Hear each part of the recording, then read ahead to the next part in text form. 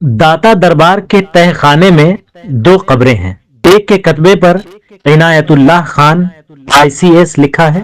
ان کی تاریخ وفات 1979 تحریر کی گئی ہے۔ ان کو اس جگہ کیوں دفن کیا گیا اس بارے میں کچھ نہیں لکھا۔ دوسری قبر ایک انگریز کی ہے جو کہ انگلینڈ کے ایک شاہی خاندان سے تعلق رکھتا تھا۔ اس کی قبر کے کتبے پر فاروق احمد لینارڈ انگلستانی لکھا ہوا ہے۔ تبلیغی جماعت کی دعوت پر مسلمان ہو گیا۔ اس کا نام لینارڈ تھا۔ مسلمان ہونے پر اس کا اسلامی نام فاروق احمد رکھا گیا۔ اسلام قبول کرنے کے بعد اس نے قرآن پاک کا مطالعہ شروع کیا۔ اس میں حضرت سلیمان علیہ السلام کا واقعہ ہے جس کا مفہوم یوں ہے کہ بلقیس کا تخت شاہی 80 گز لمبا اور 40 گز چوڑا تھا۔ یہ سونے چاندی اور طرح طرح کے جواہرات اور موتیوں سے آراستہ تھا۔ جب حضرت سلیمان علیہ السلام نے بلقیس کے قاصد اور اس کے ہدایت و تحائف کو ٹھکرا دیا اور اس کو یہ حکم نامہ بھیجا کہ وہ مسلمان ہو کر میرے دربار میں حاضر ہو جائے، تو آپ کے دل میں یہ خواہش پیدا ہوئی کہ بلقیس کے یہاں آنے سے پہلے ہی اس کا تخت میرے دربار میں آ جائے۔ چنانچہ آپ نے اپنے دربار میں درباریوں سے فرمایا کہ اے درباریوں، تم میں کون ہے کہ وہ اس کا تخت میرے پاس لے آئے قبل اس کے کہ وہ میرے حضور مطیع ہو کر حاضر ہو؟ ایک بڑا جن بولا، میں وہ تخت حاضر کر دوں گا قبل اس کے کہ حضور اجلاس برخاست کریں، اور میں بے شک اس پر قوت والا امانت دار ہوں۔ جن کا بیان سن کر حضرت سلیمان علیہ السلام نے فرمایا کہ میں یہ چاہتا ہوں کہ اس سے بھی جلد وہ تخت میرے دربار میں آ جائے۔ یہ سن کر آپ کے وزیر حضرت آصف بن برخیہ رضی اللہ تعالیٰ عنہ، جو اسم اعظم جانتے تھے اور ایک با کرامت ولی تھے، انہوں نے حضرت سلیمان علیہ السلام سے عرض کیا، جیسا کہ قرآن مجید میں ہے کہ میں آپ کے حضور میں حاضر کر دوں گا ایک پلک جھپکنے سے پہلے۔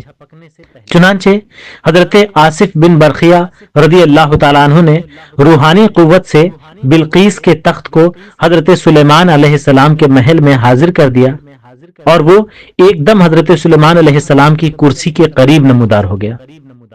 تخت کو دیکھ کر حضرت سلیمان علیہ السلام نے کہا، یہ میرے رب کے فضل سے ہے۔ اب آ جائیں فاروق احمد لینارڈ کی طرف۔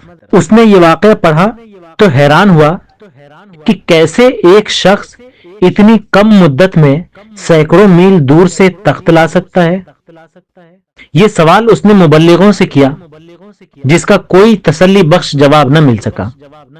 اس انگریز فاروق احمد لینارڈ انگلستانی کو قرآن پاک کی سچائی پر پورا یقین حاصل ہو چکا تھا۔ یہ تو بس ایسی تصدیق کرنا چاہتا تھا جو اسے روحانی طور پر مطمئن کر سکے۔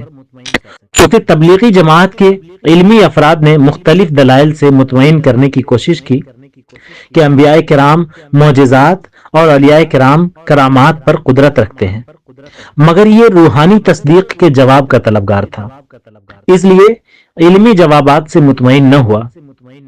اس نے اپنے ساتھیوں سے لاہور کے مقامات دیکھنے کی خواہش کا اظہار کیا۔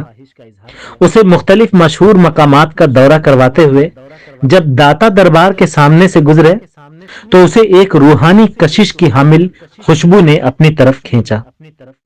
یہ مزار کی جانب روانہ ہوا تو اس کے ساتھیوں نے عقیدے کے اعتبار سے اختلافی نظریات کے پیش نظر اسے روک کر واپس لے جانے کی کوشش کی، مگر وہ نہ مانا اور خوشبو کی جانب بڑھتا چلا گیا۔ مزار کے احاطے میں داخل ہوتے ہی داتا دربار کے گیٹ پر ایک بزرگ نے آپ کا استقبال کیا اور ان کو چائے پانی پوچھا۔ فاروق احمد نے گرم چائے کی طلب ظاہر کی۔ بزرگ آدمی نے اپنا ہاتھ مغرب کی جانب بڑھایا اور آنکھ جھپکنے سے پہلے ہی ایک ساتھ میں گرم چائے کا کپ فاروق احمد کے سامنے پیش کر دیا۔ فاروق احمد یہ سب کچھ دیکھ کر اپنے حواس کھو بیٹھا۔ حواس بحال ہونے پر بزرگ وہاں پر موجود نہ تھے اور کافی تلاش بسیار پر بھی نہ ملے۔